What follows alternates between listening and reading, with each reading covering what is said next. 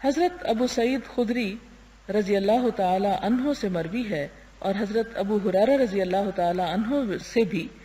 کہ ان دونوں نے گواہی دی کہ حضور صلی اللہ علیہ وسلم نے یہ فرمایا، جس شخص نے کہا اللہ کے سوا کوئی عبادت کے لائق نہیں، یعنی لا الہ الا اللہ واللہ اکبر، اور اللہ سب سے بڑا ہے، تو اس کا رب اس کی تصدیق کرتا ہے اور فرماتا ہے میرے بغیر کوئی عبادت کے لائق نہیں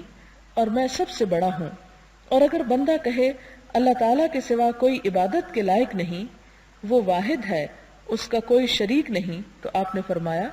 اللہ تعالیٰ فرماتا ہے کوئی عبادت کے لائق نہیں سوائے میرے اور میں واحد ہوں، میرا کوئی شریک نہیں۔ اور اگر بندہ کہے کوئی عبادت کے لائق نہیں سوائے اللہ کے،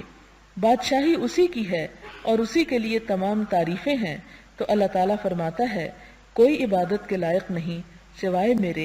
میرے ہی لیے تمام تعریفیں ہیں اور بادشاہی میرے ہی لیے ہے۔ اور اگر بندہ کہے کوئی عبادت کے لائق نہیں سوائے اللہ کے، اور اللہ تعالیٰ کے سوا کسی کے پاس نہ کوئی طاقت ہے نہ قوت، تو اللہ تعالیٰ ارشاد فرماتا ہے کوئی عبادت کے لائق نہیں سوائے میرے، اور نہ میرے سوا کسی کے پاس کوئی طاقت اور قوت ہے۔ تو حضور صلی اللہ علیہ وسلم فرمایا کرتے تھے کہ جو شخص حالت مرض میں یہ کلمات کہے اور پھر فوت ہو جائے اس کو آگ نہیں کھائے گی۔ کون سے کلمات؟ لا الہ الا اللہ واللہ اکبر، لا الہ الا اللہ وحدہ لا شریک لہ، اور پھر لا الہ الا اللہ لہ الملک ولہ الحمد، اور لا حول ولا قوة الا باللہ۔ یہ کلمات جو ہیں ان کو آپ نشان لگا سکتے ہیں کہ بیماری کی حالت میں انسان کو پڑھنے چاہیے، یعنی یہ بیماری کا خاص ذکر ہے۔